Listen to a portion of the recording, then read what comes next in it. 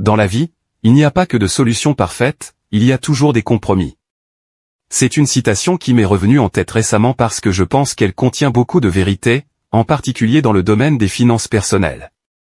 Les investisseurs doivent équilibrer le risque et la récompense, les budgéteurs doivent équilibrer leurs désirs et leurs besoins par rapport à la réalité de leurs revenus, et ceux qui recherchent l'indépendance financière doivent équilibrer leurs objectifs par rapport au poids de l'histoire financière. Nous ne pouvons pas simplement claquer des doigts et obtenir des rendements élevés ou doubler nos revenus, aussi agréable que cela puisse être. Il y a presque toujours une sorte de compromis qui doit être fait pour atteindre un objectif financier. Et parfois il peut être utile de considérer nos décisions financières personnelles à travers cette lentille centrée sur les compromis, parce que si nous savons quels sont les compromis que nous faisons, nous risquons beaucoup moins de regretter notre décision plus tard, même si celles-ci ne nous permettent pas d'atteindre notre objectif initial. Il peut être surprenant de constater à quel point l'éventail des possibilités est large lorsque l'on considère ce que l'on est prêt à accepter pour atteindre ses objectifs. Bonjour à tous, et bienvenue sur le Titan Cuirassé, une chaîne où vous pouvez apprendre sur l'investissement, les finances personnelles, la gestion de l'argent, la psychologie, et sur beaucoup d'autres sujets d'éducation financière, parce que les écoles ne vont pas le faire à votre place. Si l'un de ces sujets vous intéresse, ou si vous voulez apprendre à mieux gérer votre argent, et à jouir d'une plus grande liberté financière, n'oubliez pas de vous abonner, de me laisser un like, et d'activer la cloche des notifications pour être averti chaque fois que je publierai une nouvelle vidéo. Sans plus tarder, plongeons dans le vif du sujet. L'indépendance financière est une situation idéale pour analyser les compromis, car il y a tellement de choses que vous pouvez envisager de faire pour augmenter vos chances de réussir à faire fructifier votre pécule tout au long de votre retraite. Mais elles s'accompagnent toutes de leurs propres compromis. Voici donc quelques-unes des hypothèses qui sous-tendent l'indépendance financière et la façon dont ces hypothèses vous présentent plusieurs voies potentielles à choisir, en fonction des compromis que vous êtes prêt à accepter et de ceux que vous n'acceptez pas. Il existe de nombreuses façons d'atteindre l'indépendance financière. Autrefois, la plus courante était probablement la pension versée par l'employeur. Aujourd'hui, cette voie est un peu moins courante, bien qu'elle existe encore dans certaines régions. Une autre façon est de former une sorte de flux de revenus passifs, peut-être par le biais d'une sorte de redevance, ou d'une entreprise immobilière. Mais l'approche probablement la plus courante de nos jours consiste à épargner, et à investir son propre argent afin de se constituer un pécule dans lequel on pourra puiser pour combler les gaps éventuels, après avoir dépensé des choses comme la sécurité sociale et la retraite. Dans l'intérêt du temps, et puisque l'approche du pécule est sans doute la plus courante de nos jours, c'est celle que je vais utiliser pour le reste de cette vidéo. Mais n'oubliez pas qu'il existe d'autres voies d'accès potentielles que vous pourriez envisager d'explorer. L'une des hypothèses les plus courantes associées à l'approche du pécule, est que vous devrez déterminer le montant de votre pécule que vous pourrez utiliser à la retraite, afin qu'il ne s'épuise pas avant vous. C'est ce que l'on appelle souvent le taux de retrait sûr. 4% est une estimation approximative assez couramment utilisée, non pas nécessairement parce qu'elle est applicable à toutes les personnes dans toutes les situations, car comme nous le verrons dans cette vidéo, ce n'est absolument pas le cas, mais simplement parce que c'est le taux qui a été jugé raisonnablement sûr historiquement dans l'une des premières études sur la planification de la retraite, qui est depuis devenue l'une des études les plus largement connues. L'étude en question a été menée par William Bangan, conseiller financier à la retraite, qui a constaté que, sur la base des rendements du marché et des données sur l'inflation dont il disposait à l'époque et de l'allocation d'actifs qu'il utilisait, vous pouviez raisonnablement vous attendre à ce que votre argent vous dure au moins 30 ans si vous retiriez 4% de votre pécule la première année de votre retraite, et que vous ajustiez ce montant de retrait chaque année par la suite, pour tenir compte de l'inflation mesurée par l'indice des prix à la consommation. Mais comme vous l'avez certainement déjà remarqué, ce principe repose sur plusieurs hypothèses, qui peuvent ou non s'appliquer à votre situation financière personnelle. Par exemple, outre l'hypothèse évidente que le retraité suivra les règles établies par la stratégie, il y a également l'hypothèse associée à l'horizon temporel. 30 ans est un point de départ assez standard dans les logiciels de planification de la retraite, mais ce n'est peut-être pas l'horizon temporel qui vous convient le mieux. Si vous prenez votre retraite très tôt, dans la trentaine ou la quarantaine, vous devrez probablement planifier une retraite potentielle plus longue, auquel cas le taux de retrait sûr pourrait être inférieur à 4%, même avec la même répartition des actifs, et vice-versa si vous travaillez jusqu'à un âge avancé. Une autre hypothèse est que vos dépenses évolueront au fil du temps en fonction de l'inflation mesurée par l'indice des prix à la consommation, ce qui est parfois très proche de la réalité, mais d'autres fois, ce n'est pas le cas. Des achats ponctuels et coûteux, comme une nouvelle voiture ou des vacances, peuvent remettre en question cette hypothèse. Il en va de même si une grande partie de votre budget est consacrée à des coûts qui n'évoluent pas vraiment avec l'inflation, comme les paiements d'intérêt sur un prêt hypothécaire à taux fixe.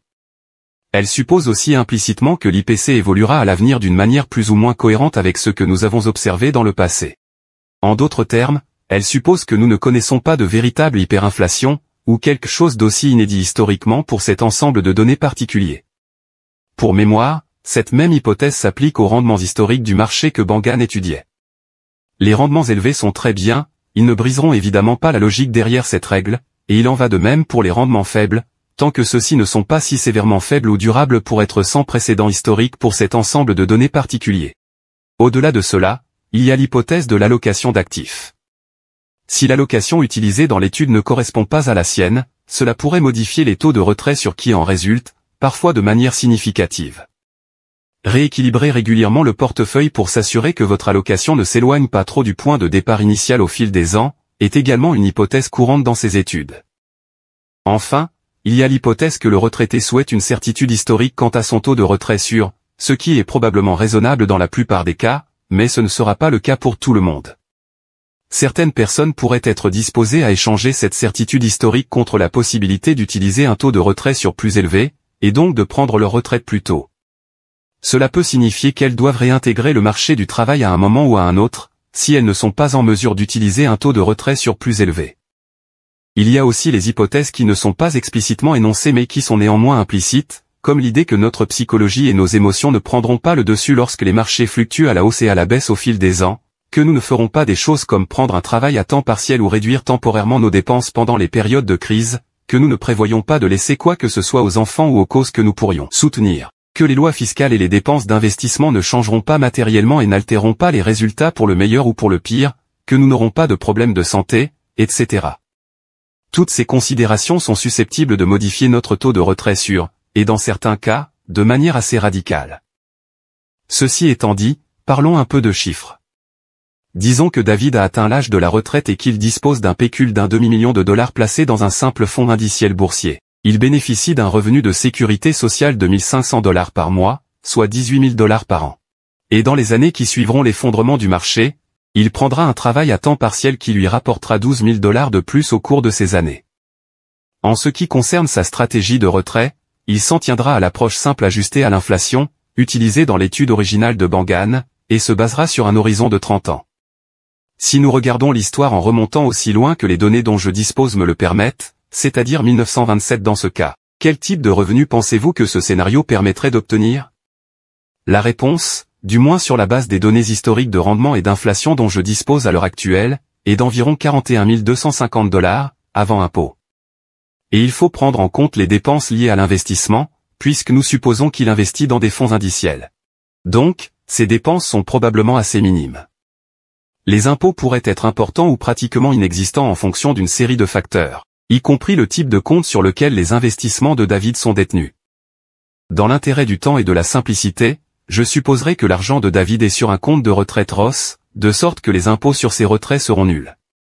Mais c'est certainement un autre facteur à garder à l'esprit lorsque vous calculez vos propres chiffres, car cela peut faire une grande différence dans le montant de l'argent dont vous disposez réellement. Il est maintenant important de garder à l'esprit les compromis que David est en train de faire. Ici, il a une allocation d'actifs assez agressive, c'est-à-dire 100% en actions, et il dit techniquement qu'il serait prêt et capable de reprendre un travail à temps partiel en cas de baisse des marchés à n'importe quel moment au cours de sa retraite de 30 ans, ce qui pourrait ne pas être possible en fonction de sa santé dans les dernières années. Et aussi, s'il est particulièrement malchanceux en ce qui concerne la performance de ses investissements, cela pourrait conduire à une fin moins que stellaire pour lui sur le plan financier, ce qui n'est en aucun cas un résultat garanti, bien sûr, mais c'est quelque chose qui mérite d'être noté. Il n'y a tout simplement pas beaucoup de marge de manœuvre lorsque vous retirez un pourcentage aussi important de votre portefeuille chaque année, et que votre allocation est plus volatile à court terme. Si nous gardons tout à l'identique, mais que nous modifions l'hypothèse selon laquelle David prend un emploi à temps partiel dans les années qui suivent les marchés baissiers, son revenu historique durable passerait d'un peu plus de 41 000 $ à un peu moins de 36 000 $. Si nous maintenons une allocation d'actifs plus conservatrice telle que le portefeuille permanent qui contient non seulement des actions, mais aussi des obligations, des liquidités, et de l'or, le revenu durable de David chuterait encore à un peu plus de 34 000 $. Le portefeuille de David deviendrait donc nettement moins volatile, et il n'aurait pas à se soucier de reprendre un travail à temps partiel lorsqu'il aura 95 ans, mais le niveau de revenu qu'il pourrait historiquement maintenir en toute sécurité serait inférieur. Comme vous pouvez le voir, ces compromis peuvent faire une différence assez importante. Examinons une autre hypothèse. Disons que Chloé a également un demi-million de dollars dans un portefeuille permanent, et qu'elle retirera au départ 40 000 dollars pour vivre à la retraite, en tenant compte de l'inflation au fil des ans, tout comme David. Elle répartit son argent entre un fonds indiciel de valeur à petite capitalisation, un fonds indiciel du marché obligataire total, et de l'or. 70% de l'argent se trouve dans les actions, et les 30% restants sont répartis également entre les obligations et l'or. Ce n'est peut-être pas la répartition la plus équilibrée au monde, mais pour les besoins de cet exemple, cela peut aider à illustrer le point général. Chloé a également de l'argent et des liquidités en dehors de son portefeuille.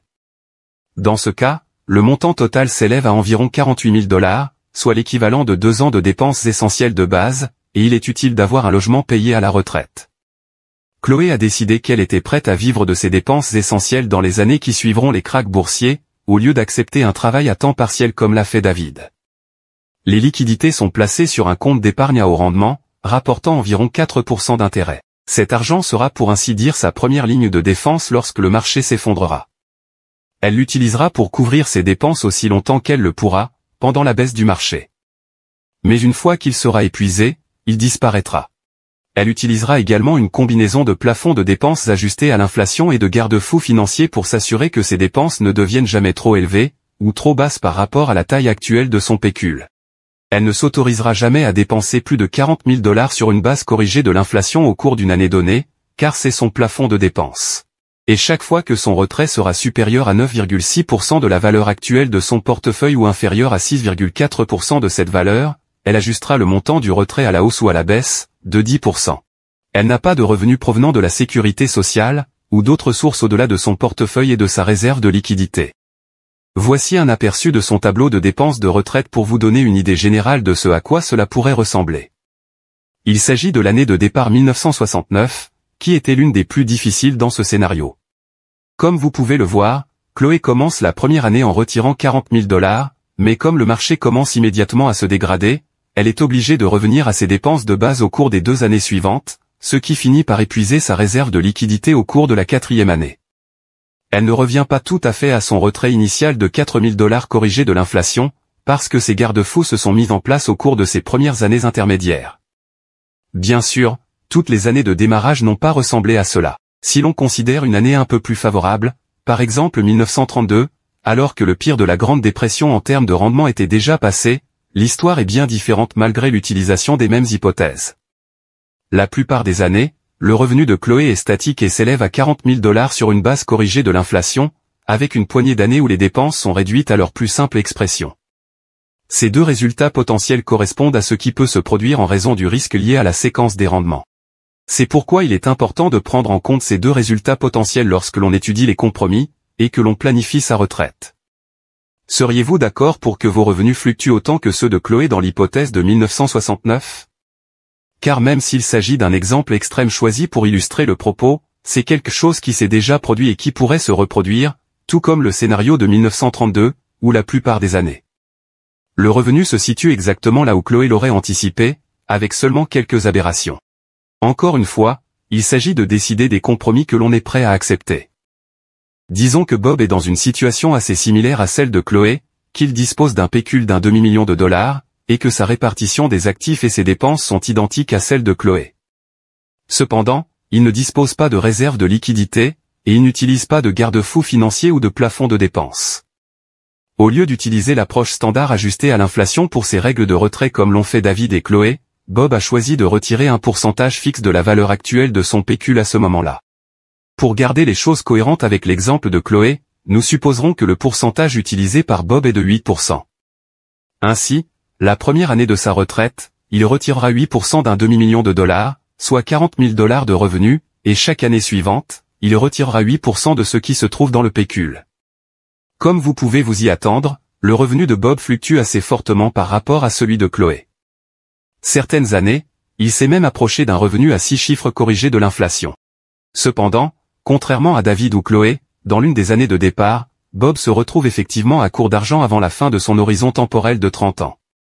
C'est au cours de l'année de démarrage 1929 que Bob a manqué de peu la 30e et dernière année de cette simulation, ne pouvant retirer que 105 000 dollars corrigés de l'inflation, ce qui n'aurait pas suffi à couvrir ses dépenses de base pour cette année-là, qui, rappelons-le, s'élevait à 24 000 $. Outre les compromis liés à l'extrême volatilité des revenus d'une année sur l'autre, parfois pour le meilleur, parfois pour le pire, Bob fait également un compromis en ce qui concerne la certitude historique.